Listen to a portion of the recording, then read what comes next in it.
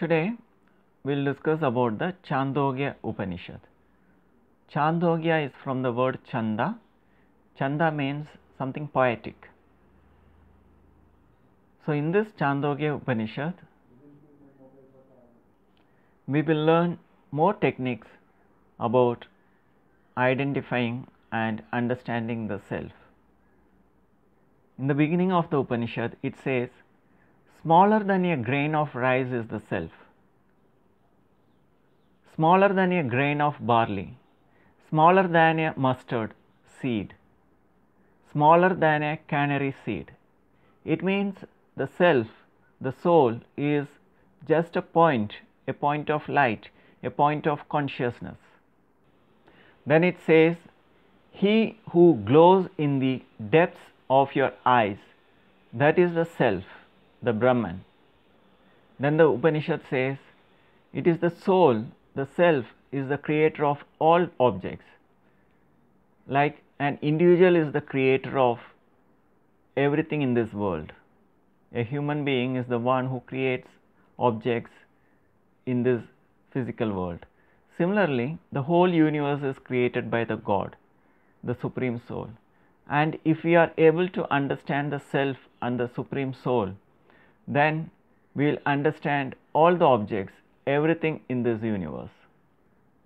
It's like by knowing one lump of clay, all things made of clay are known.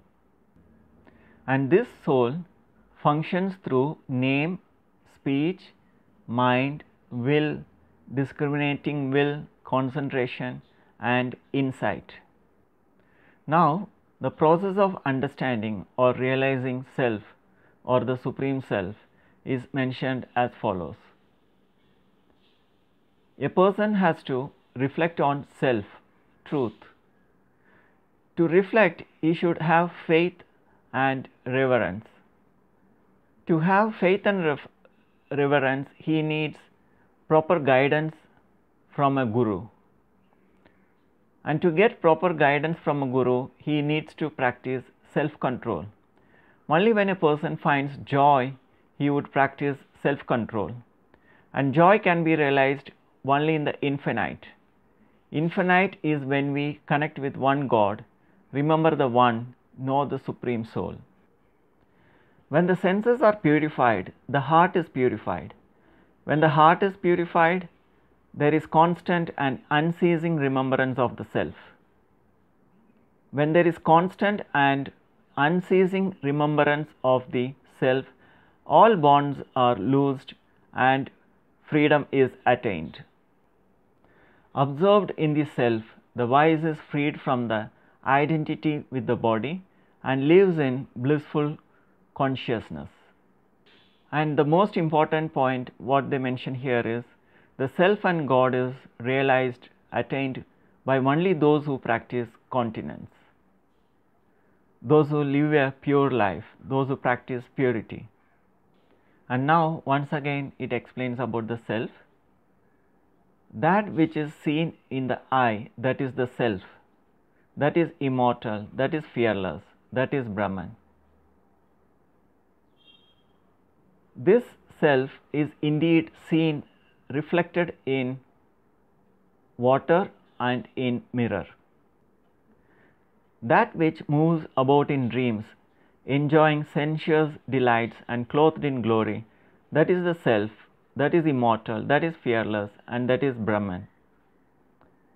When a man is sound asleep, free from dreams, and at perfect rest, that is the self. The self is immortal and fearless, and it is Brahman. This body is mortal, always gripped by death, but within dwells the immortal self.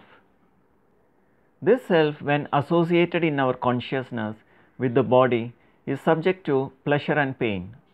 And so long as this association continues, freedom from pleasure and pain can no man find. But as this association ceases, there cease also the pleasure and the pain.